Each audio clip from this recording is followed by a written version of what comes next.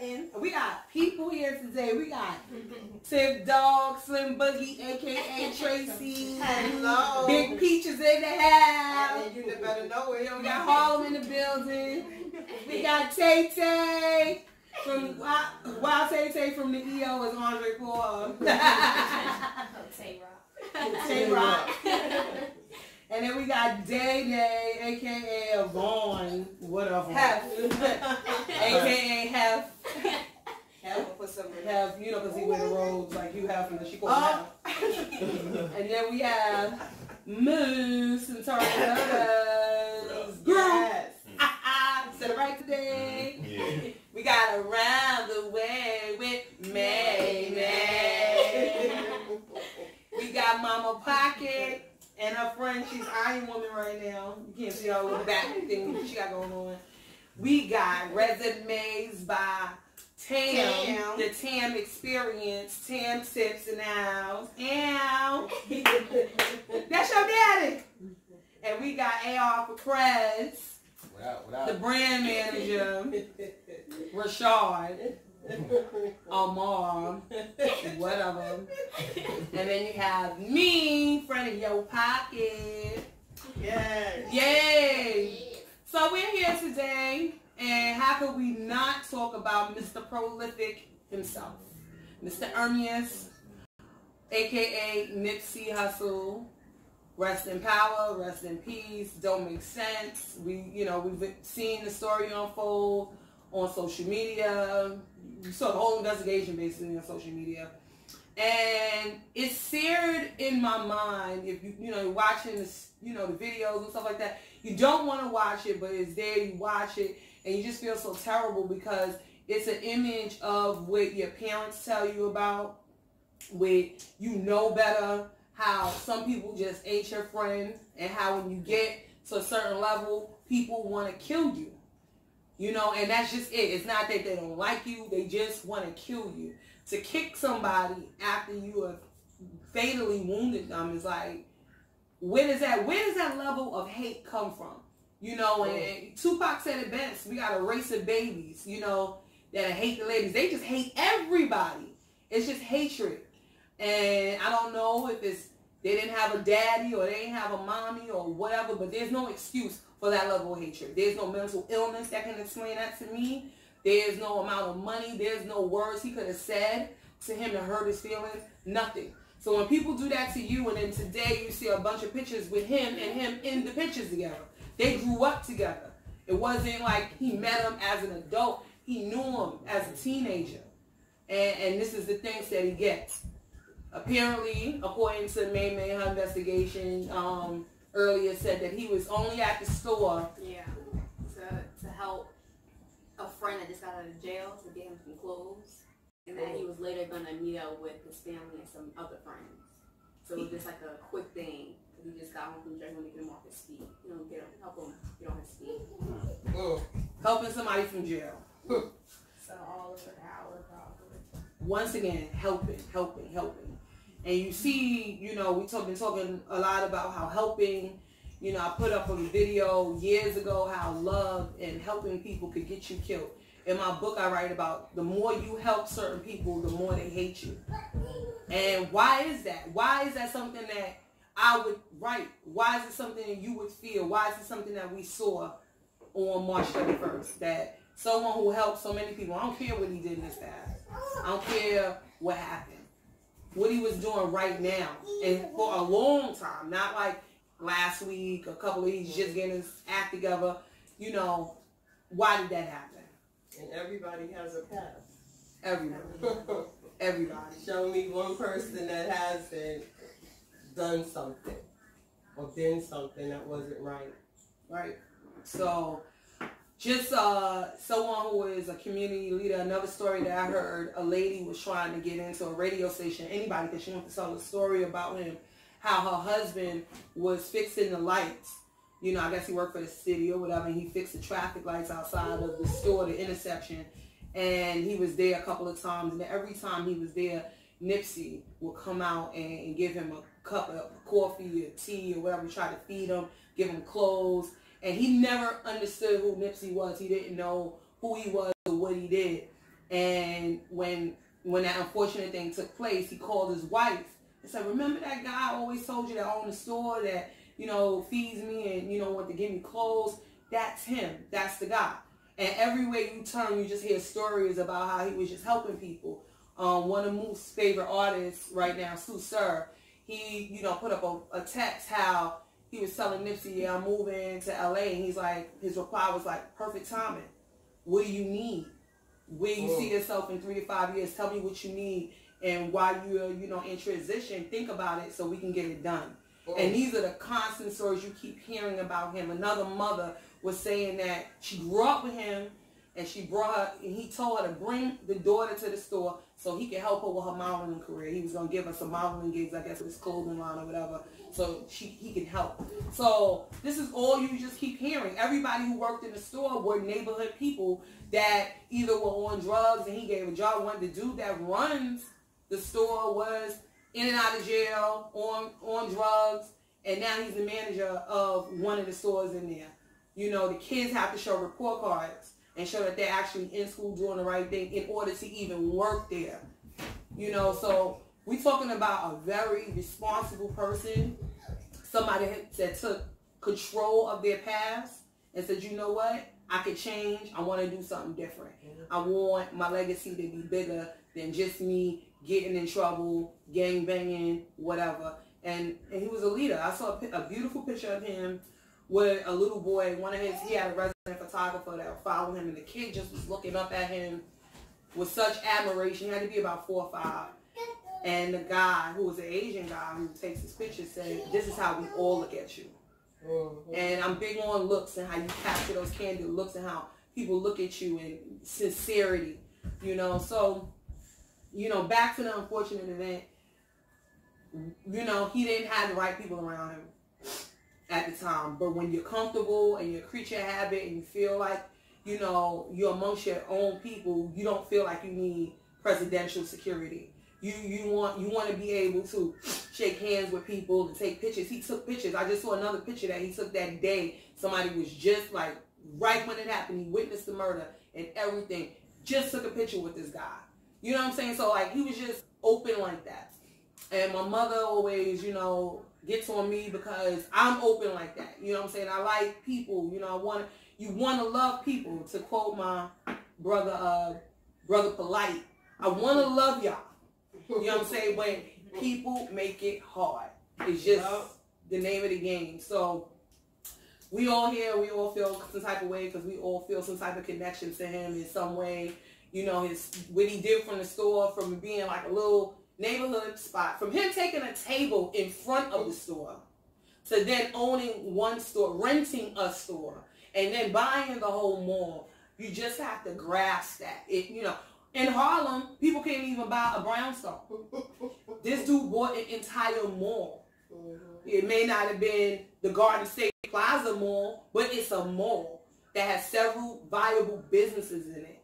You know what I'm saying? So, like, you got to understand the magnitude of that. He had the first smart store in the world, in the country, where you can scan his labels and play his music. It streams his music. Like, the store was amazing when he took that little rinky-dink store he had in the beginning and he built it into this store that could easily go into Barney's. Right.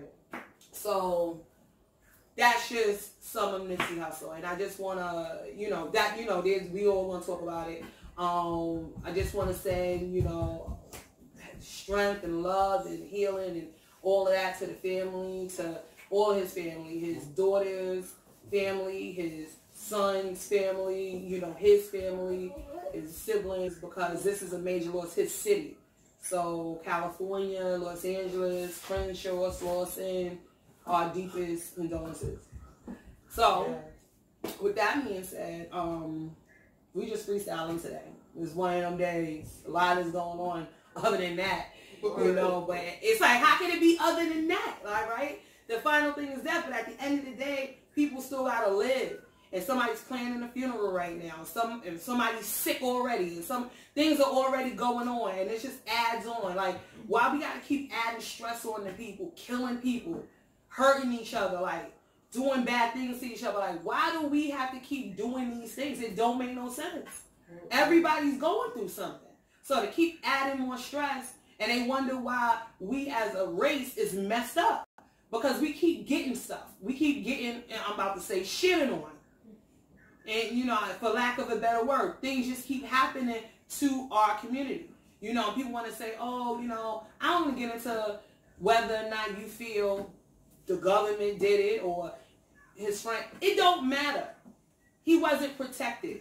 If this dude is a mental illness patient and he's an informant, he should not have been walking on the streets. That's the first thing they'll say about you if you got a warrant. You know, you shouldn't have been on the streets. You shouldn't have been driving. You shouldn't have been doing this. So if it's their power to keep you off the streets, why wasn't he off the streets? And that's it. So it don't matter what you think. He wasn't protected. So I'm opening up the floor. Rashad, thoughts? Because these, you know, the bookends right here, Rashad and Moose is like real, you know, I don't know if Day's more of a fan of music or the human being, but I know these two guys were like Nipsey Hussle, diehard. And I felt really bad because it was like the same feeling we had when, you know, people say Biggie was a loss, a huge loss. Tupac was a huge loss as well. It's like, Biggie didn't get a chance to grow. So it was always that thing with Biggie where you didn't get a chance to see him involved. With Tupac, you saw more of an evolution, and he had a larger body of work, and you knew he had other things he needed to do. We all, so did Biggie, we all do. But you saw where he was going with it. He was just a little, you know, his messages just, you know, because he was a rational Gemini, you know, he would get emotional. People would hurt his feelings, and he'd go off the beaten path. The thing with Nipsey was he was very consistent in his message from the beginning, not just something that just started. He didn't just get woke. He didn't just get conscious because he read a book in jail. Like, it was like he was born. Mm-hmm. You can tell when people are born for what they have to do.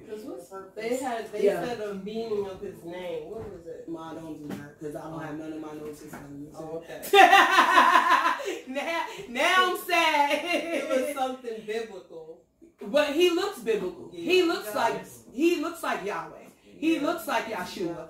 You can see the God in him, on or over him, from his head to his feet. You know, and so that's why he was killed. Yeah. People don't want to see the God in you. People don't want to see your shine. 33, right? Yeah. Same age as Yeshua. That's right. Same age. And they both accomplished a whole lot by 33. Yeah. Yeah. Yeah, I think that's what, for me, you know, watching him years ago, and like I got a chance to watch the transition, you know, not so much with Biggie and Tupac. Mm-hmm. Like I kind of seen them almost at their peaks. Yeah, you know, almost at their peaks. You know, but watching him, you know, go from, you know, Mailbox, you know, Nipsey, and those mixtapes where a lot of people didn't hear about him, and still today, you know, that's why he had all these different streaming, you know, historic. Who? Sent by God. Sent by God. Okay, so yeah, you know, so you know, and even up until today, a lot of people didn't know about him. Mm-hmm. You know, that's why he had, you know, 57 million streams. Yeah.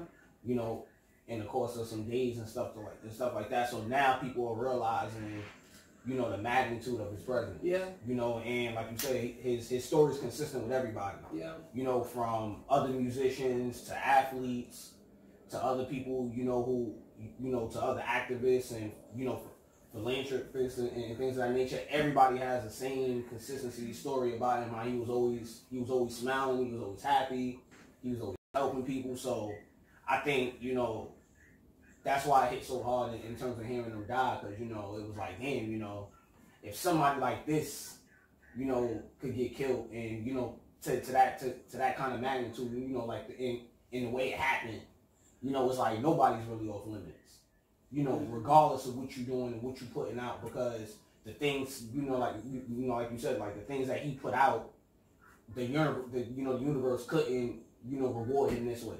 Like, it doesn't make any sense. You know, despite whatever kind of past he had, but him being so young, you know, his past, he was a little kid. Yeah. You know, whenever he was doing whatever he was doing. Yeah. So, and he did, and like you said, you know, he made up for those things later on. Yeah. He's been doing more good than bad. Absolutely. So, you know, yeah. So, you know, that's why, you know, it affected me so much because I was able to connect with him. I was able to see the things that he was doing. And we had a conversation. You know, I had a conversation with Dede and Moose about the difference. I had a conversation with my two nephews, you know, also my little brothers about like the magnitude in terms of would I feel the same way, you know, if we took a loss with, you know, Diddy or Jay-Z, and I don't know. You know, I feel like, although I didn't know Nipsey, you know, you see how connected he is with his community. I think it's one of those things where you just don't know. Yeah, you just until it happens. Yeah, I don't know. Unfortunately, you don't want. Yeah, you don't want that. You don't want to see that. You just don't know. But yeah, it's just a big loss for the culture. You know, and it just makes you wonder, like, who else is really going to carry that torch. But you know, okay. Who could probably do this? Kendrick, possibly?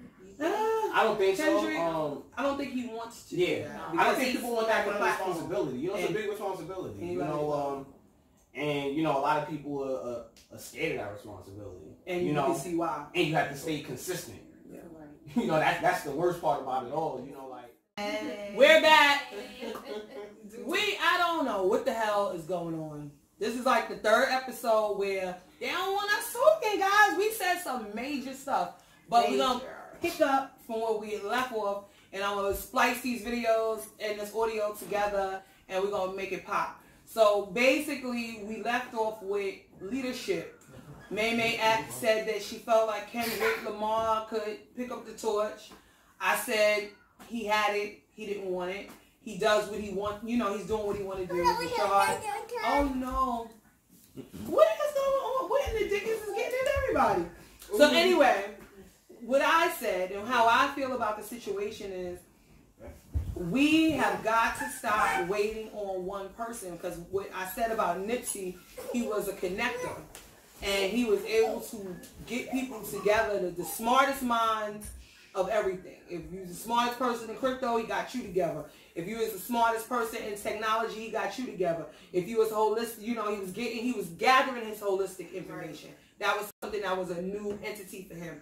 But he was getting all these powerful minds together and merging them with the hip-hop community in a way no one has ever successfully been able to do. So with that being said, with Nipsey, the information didn't die. He was someone who was an ambassador for the information. So if he can do that, that means it can still be done. Everyone has to continue his work, has to continue his legacy. Nothing can stop. And we as a people have to stop believing in the God complex where we're waiting on a savior to come and save us. One person. That's a lot of work for one person. Yeah. We burn people out in this world, especially in the black community. Our leaders look tired by the time they get of age. They look like they've been through some shit. Sorry. Look at Al Sharpton. He looked like he'd been through hell. And he has. And he hasn't even done nearly as much as the grunt work with the youth as Nipsey did in his short period of time. So imagine if Nipsey would have lived to be 80 years old. Health issues or whatever, maybe not. I don't know. But it's a burnout because you constantly see a need that you want to fix. But you don't have to burn yourself out if everybody's sharing the information like the Jews do, like the Asians do, like the Hispanics do, the Latinos. Everyone does it except for black people. We share in our little incubators. We share with each other. The rich share with the rich. They just exchanging dollars. Right. How does that translate into money into the black community? We spend trillions of dollars a year. Every thing on this planet is run by black dollars. What they say, our dollars stay in our community 6 hours. Everybody else, maybe a week before the dollar leaves the community. You know what I'm saying? Shout out to Killer Mike for showing people that. So, you know, it was something that already existed, but he gave it like, you know, because a lot of people don't get to, if you don't read, if you don't research independently, you don't get to know this information. And so what Nipsey did was give you a blueprint, because he knew this era is a lazy era, but they got potential. Just because you lazy don't mean it's over for you. It just means that you might need a little push, and he was doing that, you know. So I encourage everyone who's working with him, people that was interested in working with him, don't just say, oh man, I ain't gonna meet him now, it's over. It's not over. He had business associates. He had Black Sam, his brother. When he's mentally capable, I'm sure he's gonna pick up the torch, because that was his business mentor. You know, that was his partner and everything. So there's gonna be people. You just have to do it. So if you have information about investing, if you have information about crypto, if you have information about coding, don't stop sharing. And it shouldn't just start and stop in California. This has to be something that's done all over. We hear about Nas making all this money, investing in Queensbridge, whatever, and we hear about it once they sell the companies.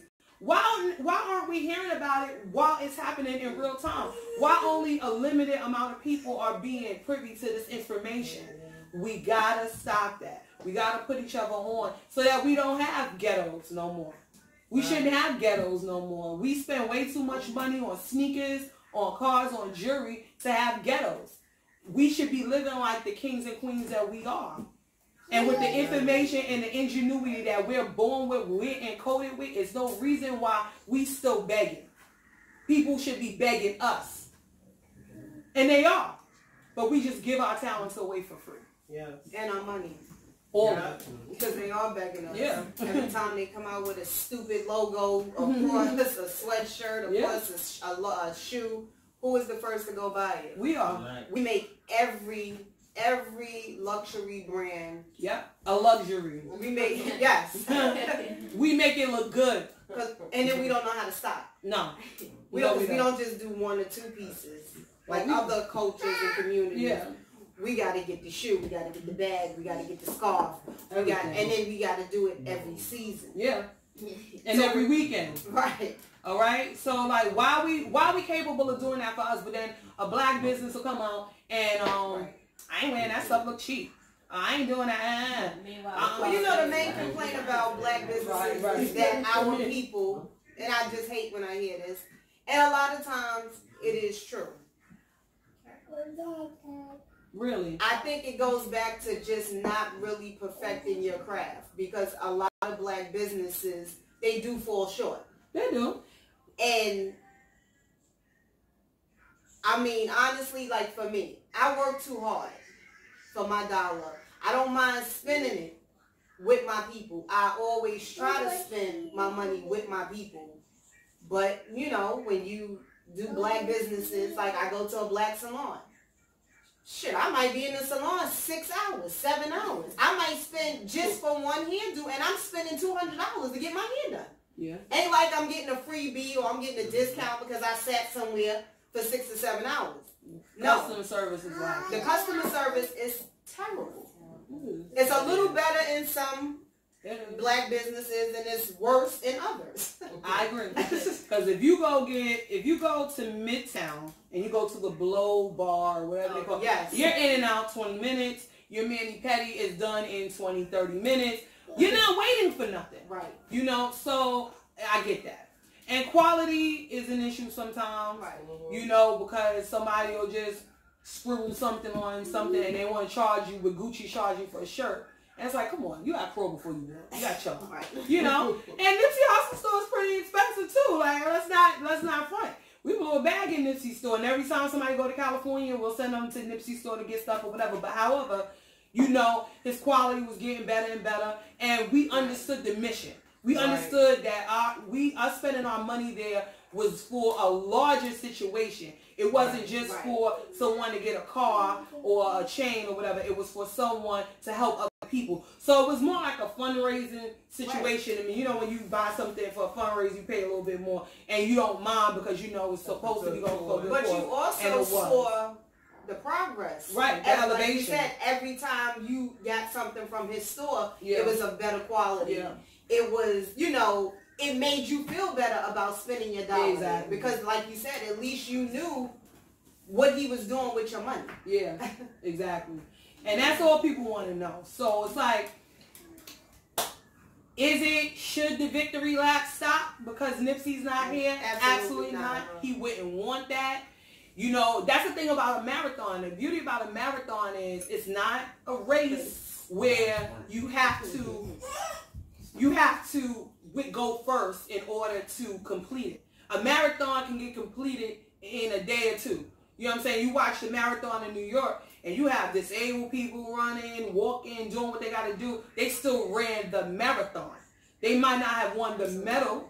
They might not have went first place, but they still ran the marathon. They still completed it. And that's what it's about. This is about being born, living life, and completing a goal and a purpose.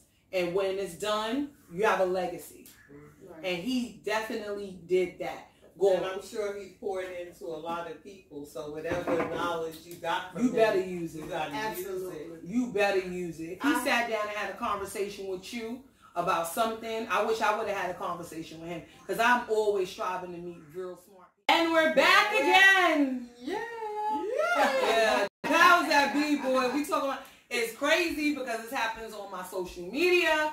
I get suppressed, and my phone is even suppressing me. It's this new Android update sucks. You need to get an iPhone. No. Get you an iPhone. I am a droid for life. But iPhone. This new update, pie, pizza, whatever the hell it's called, I ain't feeling it. So blame it on that.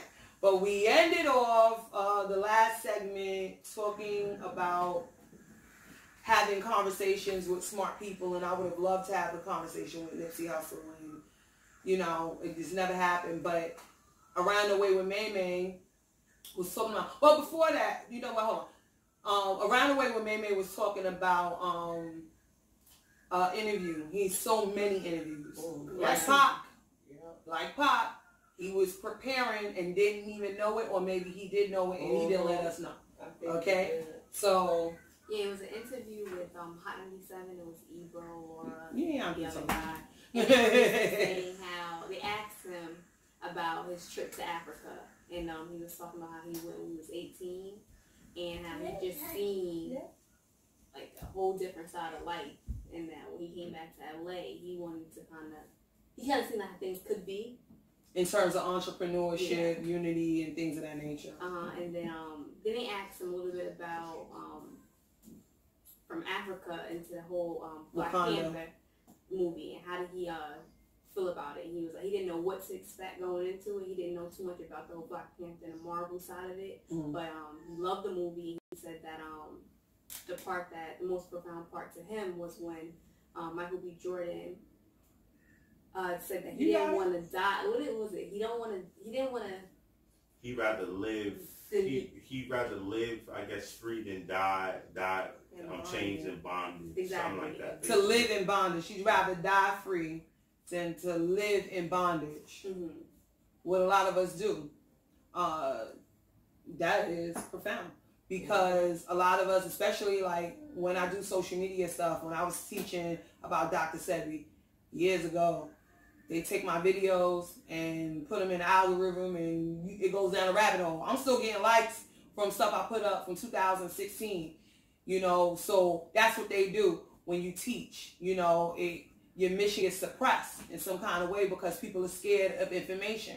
And what I decide to do is I say, well, you know, maybe I won't talk about Sebi so much. Maybe I won't talk about Seymour so much. Maybe I won't talk about health and wellness so much because I want to get the message out to more people. But what I realize is that just because the likes and views look low, I know that's not the true number, especially when I'm meeting people and I'm talking to people on the streets and people are DMing me about information and want to know how to do this and that. The information is getting out, but they know it looks more desirable if you have a certain amount of views. So that means it draws more people in. If they see you got a little bit of views, like, oh, they ain't talking about nothing. And it'll turn superficial people off. But people that are looking for information will continue to seek it. So when you take on the torch and say, you know what, I don't care what happens to me when I teach. I don't care. like Malcolm X. I don't care, like Mandela. You know what I'm saying? Like Medgar Evers. Like so many people that suffered because they just want to teach. You know, so that's what he took on. Another video that Mom looked at earlier, we've all seen, was about him. You want to say it or you want me to say it? Go ahead. Oh, living and dying empty. Living full and dying empty. And so when you hear things like those two things that were on his mind, what was profound to him, he accepted death. Because you know when you're a teacher and you're trying to uplift your community, it's historic that community leaders, bad things happen to them. You know, they have ill fates. I think that was like one of his last tweets too. Oh, his last tweet was, having strong enemies is a blessing. Yeah. Why did he feel like that? He put that up 1 hour before he was murdered. That was on his mind. And we won't never know why he put it up, you know, but he felt something. And that's why he was so feverish in trying to get the information out there, connecting the dots with people. You see that when you watch Tupac documentary. You see it when you watch Malcolm X. You see that because they know, you feel like, can this last forever? We checking. We still going? All right, we good. So in that, you know, I just want to encourage the teachers out there, don't be afraid to teach, because you don't know how much time none of us have. Right. You know, but I'd rather know what was in my brain than somebody say, well, you know, she was deep. Oh, you know this, or he was deep.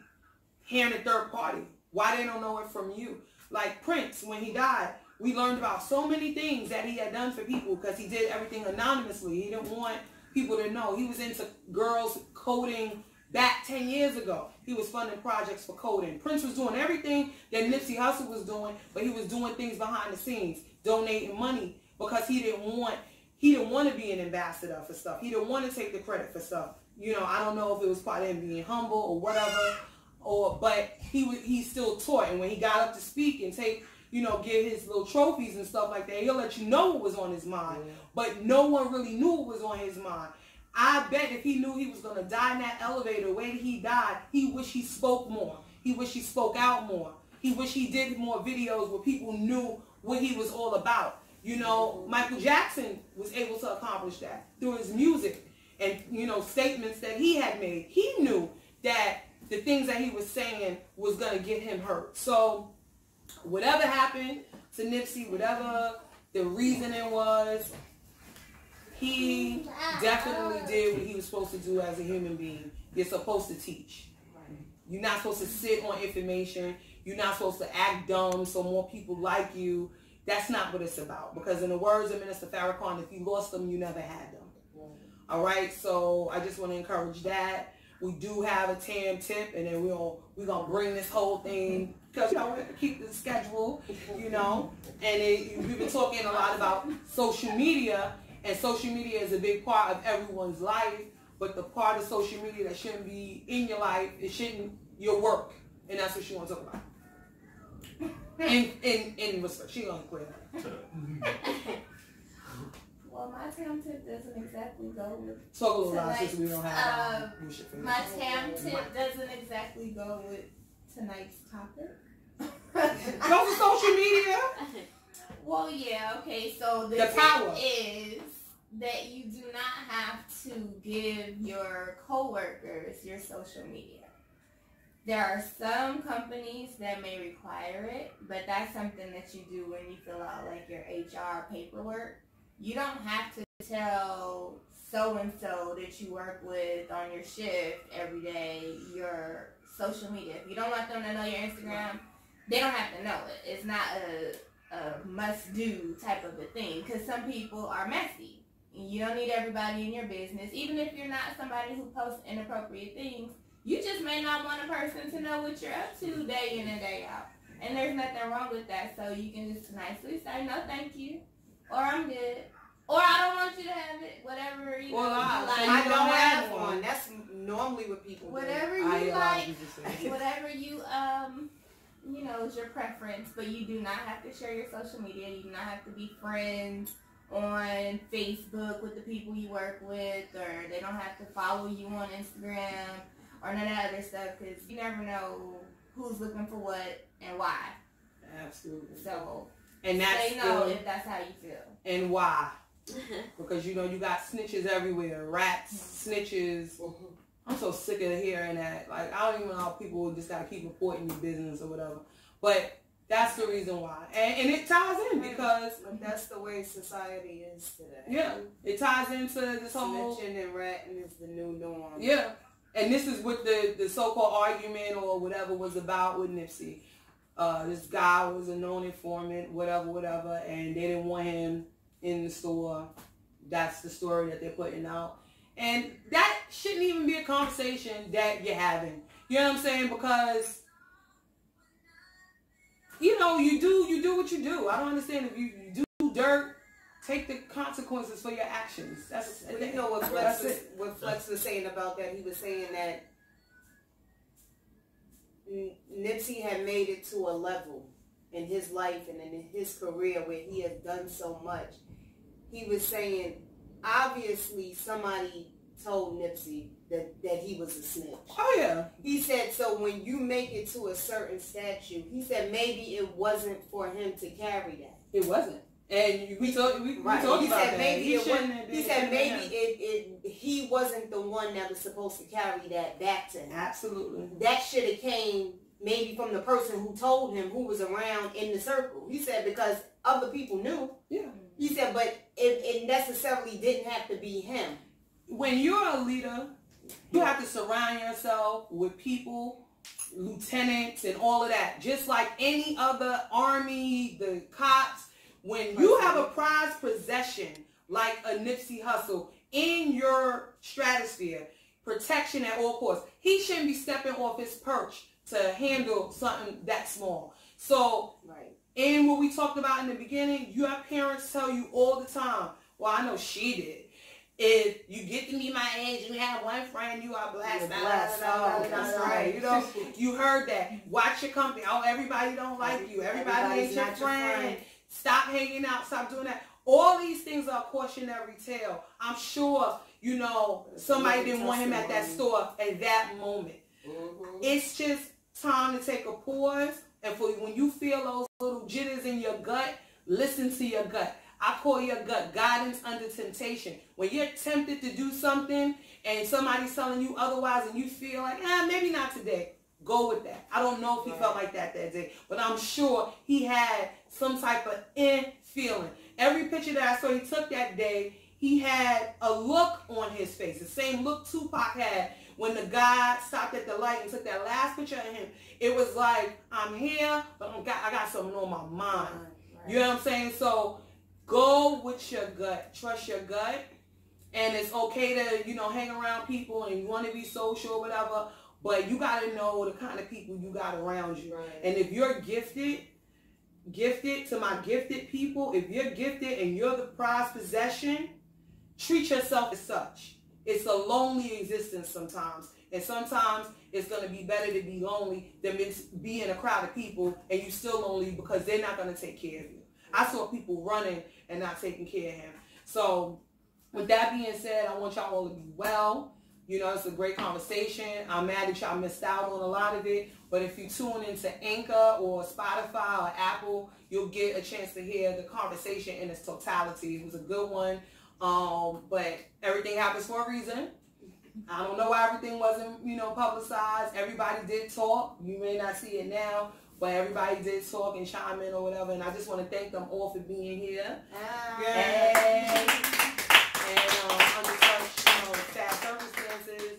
And we all got, like I said, we got a lot of crap on our mind, but we all gonna get through it. Rest in peace, Grandma. You know, Tiffany just lost her grandmother, and she, you know, she's gonna be traveling.